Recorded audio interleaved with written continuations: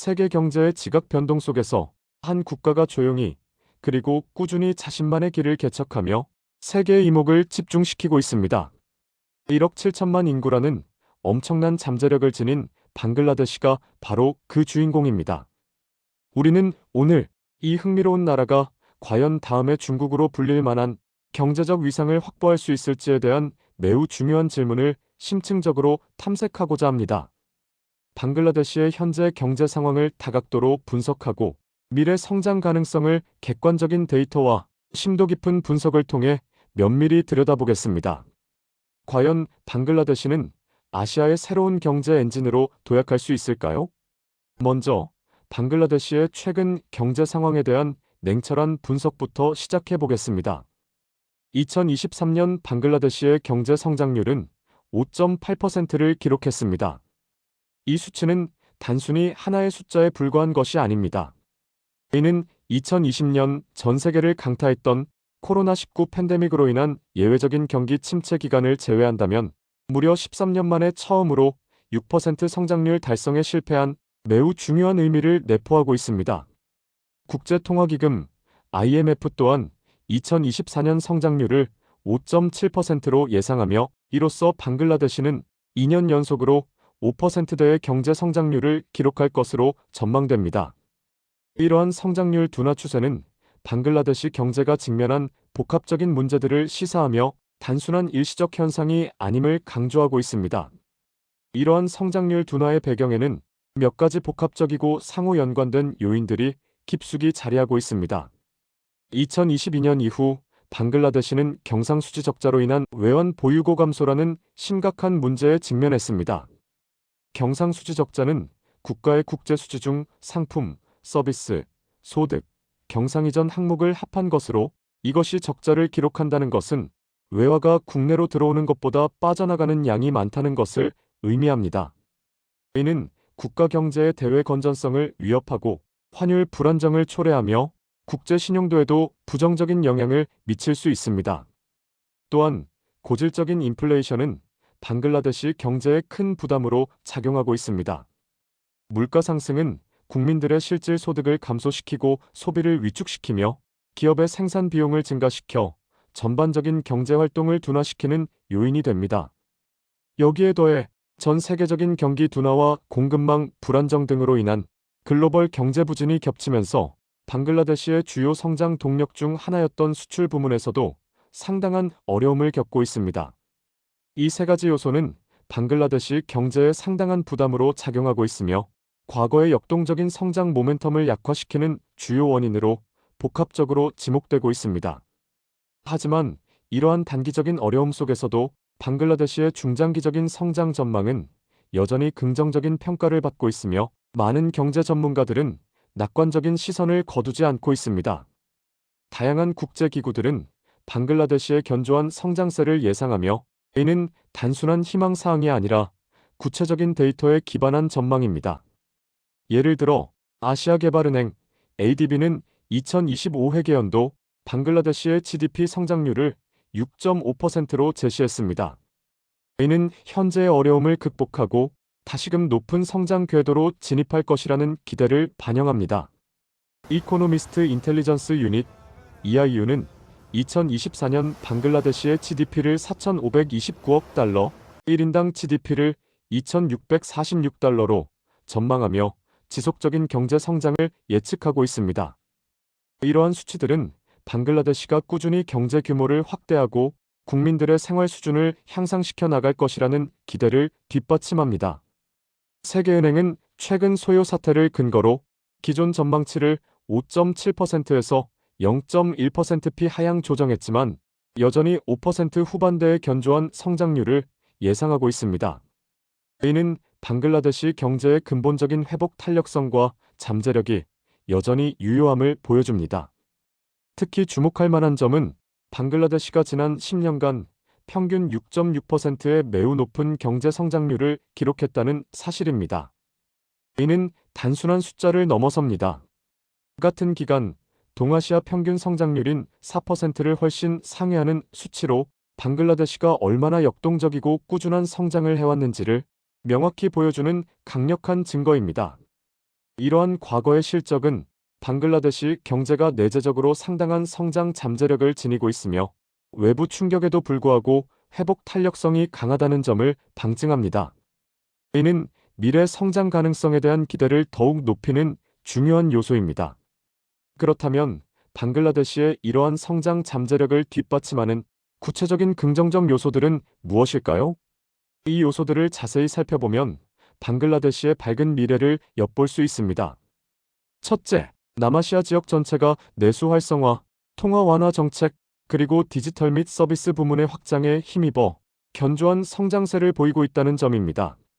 방글라데시 역시 이러한 지역적 흐름에 적극적으로 동참하며 시너지를 창출하고 있습니다. 특히 1억 7천만 명에 달하는 거대한 내수 시장은 경제 성장의 강력한 엔진으로 작용하며 글로벌 경제 변동성에도 비교적 안정적인 기반을 제공합니다. 둘째, 해외 근로자들의 송금액이 꾸준히 증가하고 있다는 점입니다. 이는 방글라데시 경제에 있어 외화 유입의 중요한 원천이자 국내 소비를 진작시키는 핵심적인 역할을 합니다. 해외에 나가 일하는 방글라데시 국민들이 본국으로 보내는 송금액은 국가의 외환 보유고를 확충하고 가족들의 생활 수준을 향상시키며 궁극적으로는 내수 경제 활성화에 크게 기여합니다. 최근 9개월간 송금액이 전년 동기 대비 무려 35% 증가하여 186억 달러에 달했다는 통계는 해외 송금액이 방글라데시 경제에 미치는 중요성과 그 규모를 여실히 보여줍니다. 이는 외부 충격에 대한 완충제 역할도 합니다. 셋째, 방글라데시는 평균 연령 26세에 매우 젊고 풍부한 청년 인력을 보유하고 있다는 점입니다. 이 젊은 인구는 국가 발전의 핵심 동력원이자 미래 성장을 위한 가장 중요한 자산입니다. 젊은 노동력은 생산성을 높이고 혁신을 주도하며 소비 시장을 활성화시키는 데 결정적인 역할을 합니다. 특히 최근 들어 인공지능, AI 학습용 데이터 라벨링, 태깅과 같은 데이터 전처리 분야에서 이 청년 인력의 활용 가능성에 대한 관심이 폭발적으로 커지고 있습니다.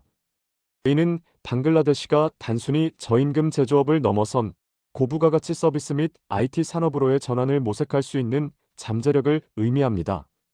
이러한 변화는 국가 경제의 구조를 고도화하고 더 지속 가능한 성장을 가능하게 할 것입니다.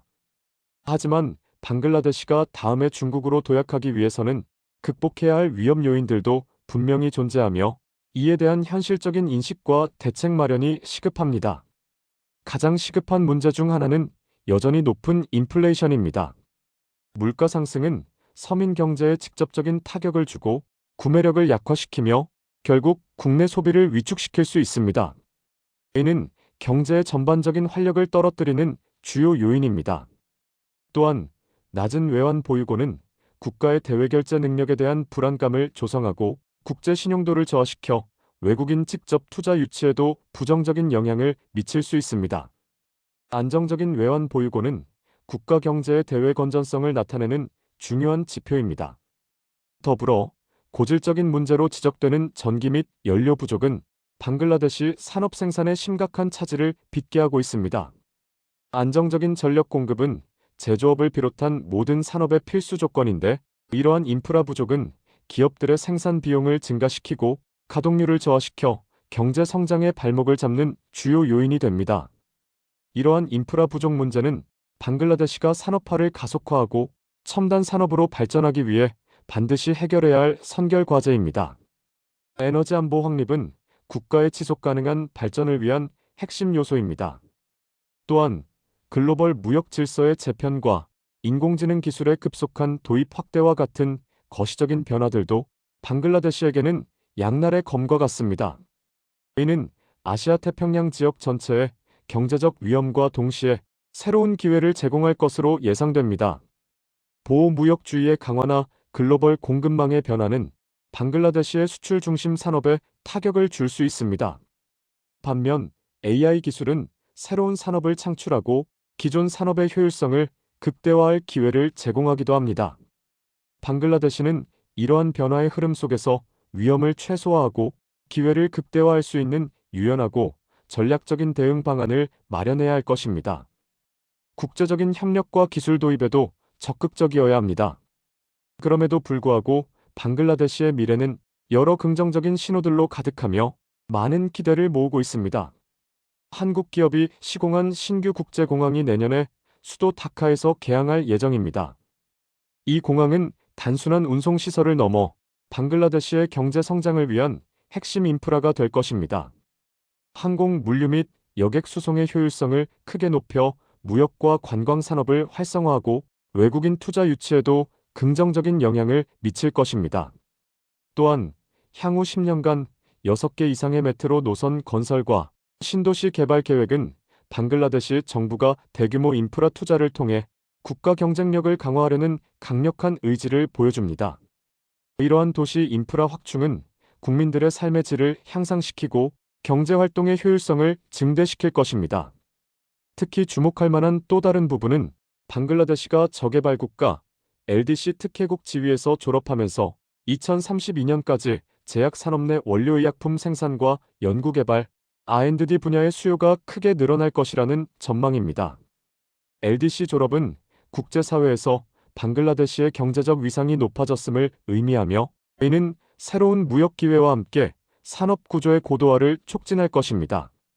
제약 산업은 고부가가치 산업으로 원료의약품 생산 및 R&D 역량 강화는 방글라데시가 단순히 의류 제조국을 넘어 첨단 기술 기반의 산업 국가로 전환을 모색하고 있음을 분명히 보여줍니다. 이는 국가 경제의 다변화와 함께 더욱 지속 가능하고 안정적인 성장 기반을 마련하는 데 기여할 것입니다. 결론적으로 방글라데시는 젊고 역동적인 인구 구조, 거대한 내수 시장, 그리고 정부의 적극적인 인프라 투자 의지를 바탕으로 매우 높은 성장 잠재력을 가지고 있습니다. 물론 단기적으로는 높은 인플레이션, 부족한 외환 보유고, 그리고 불안정한 인프라 문제 등 해결해야 할 과제들이 산적해 있는 것도 부인할 수 없는 현실입니다.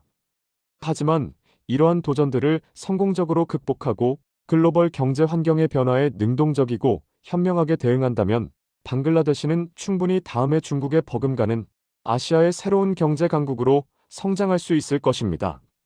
방글라데시가 보여줄 미래의 모습이 과연 어떠할지 전 세계의 이목이 더욱 뜨겁게 집중되고 있습니다.